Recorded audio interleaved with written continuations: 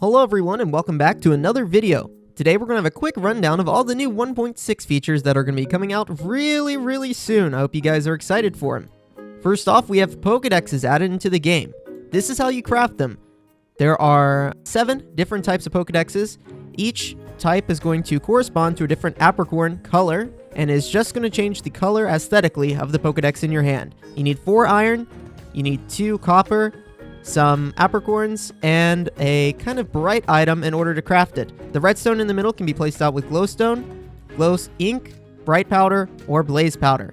And the functionality of these is pretty straightforward. If you right click it, you're going to be able to see all the Pokemon registered to your decks. This will allow you to, just like in the normal games, complete a dex. It'll show the height, give you a brief description of the Pokemon, give it its typing. Once you've caught the Pokemon, it'll show you all the different cool animations that are in the game for it. You can play the audio sound. It also will show you the ability and hidden abilities available, the base stats, and the items that they drop. Now, to register Pokemon, you don't technically need to catch everything. If you hold right-click in the overworld while staring at a Pokemon, you'll get this animation on the screen which will show you level, its type, and its gender. And now if we check the Pokedex, you'll see that it has been seen and registered into the Pokedex. If we click on it here though, you see that it is only seen and not caught, so this will allow you to see every Pokemon in the game and give you an extra challenge if you're able to catch them all.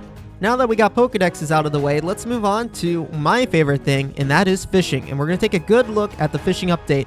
First of all, this is how you craft a normal fishing rod. I'm sure you guys have done that before. And then you're going to need this new item, and this is called a fishing template upgrade.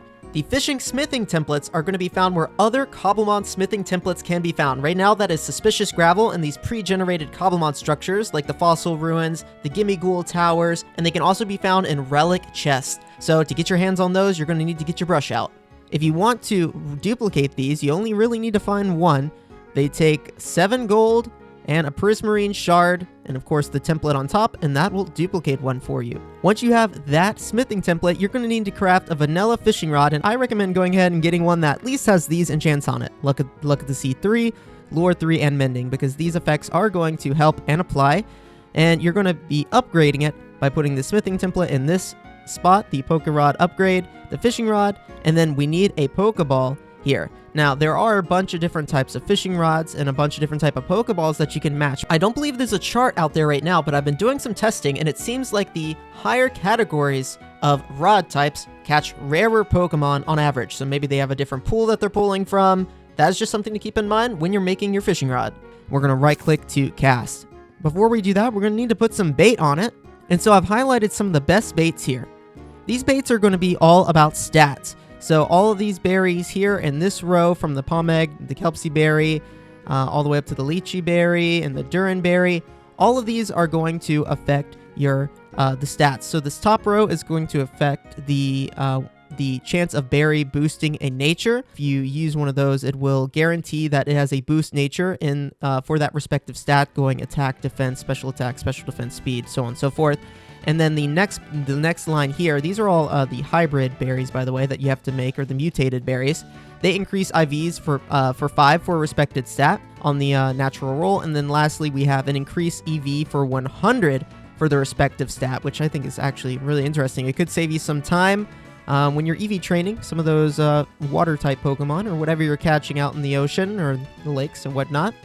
And then lastly, here are some other berries that I think could be very useful. This berry here, the Mickle berry, it is going to reduce bite time by 25%, but guarantee that you don't get items. And its counterpart, the Custap berry, is going to reduce bite time by 25%, but increase the rate at which you find items. The Enigma berry is going to give you a 5% chance of getting a hidden ability on the Pokemon. And then the Citrus berry is one of my favorites. It's going to reduce bite time by 50%. Lastly, the Starf berry is going to add another shiny roll every time you catch a Pokemon. So if you're shiny hunting, this is the way that you can do it. It's time to do a little bit of fishing. To apply the berries to the rod, you're going to right-click the berries on top of the rod, and you see there it says bait, citrus berry, times 64. You can click to remove the bait there. That's the easiest way to do it. And then let's do a little bit of fishing. You see this animation as it approaches the Pokeball, and then we right-click, and you see that we have caught the Pokemon. Unfortunately, I'm a little underleveled for this one. Another cool new feature is that there are custom Datapacks that you can actually upload, implement, and use to add new patterns of Pokemon to your world. So if you look here at this Magikarp I just got, you'll see that it has a gold and red pattern. And there are numerous patterns to collect, and they do actually affect the Gyarados sprites as well. Let's go ahead and level this guy up, and we're going to be able to showcase a new feature that is in this update too, and that is the new and improved animations, including this evolve animation.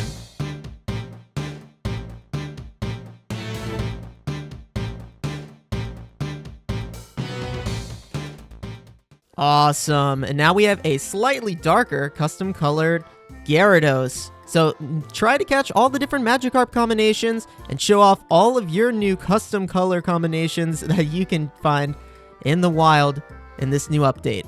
Before we end off today's video, I want to also mention that there are new Pokemon being added. Almost 93, I believe, and maybe even counting as we speak, are being developed and added to the new update, as well as double battles are being added, so all the video game championship players unite as a new UI interface and battle system is being introduced for the double battles. If you want to watch any of that stuff, make sure you stick around for some videos that are going to be coming out really soon of me playing on the Battlecraft SMP, and download Modrent or anywhere you download mods and play Cobblemon for yourself. Make sure you check out the Discord if you have questions, and I'll catch you guys in the next video.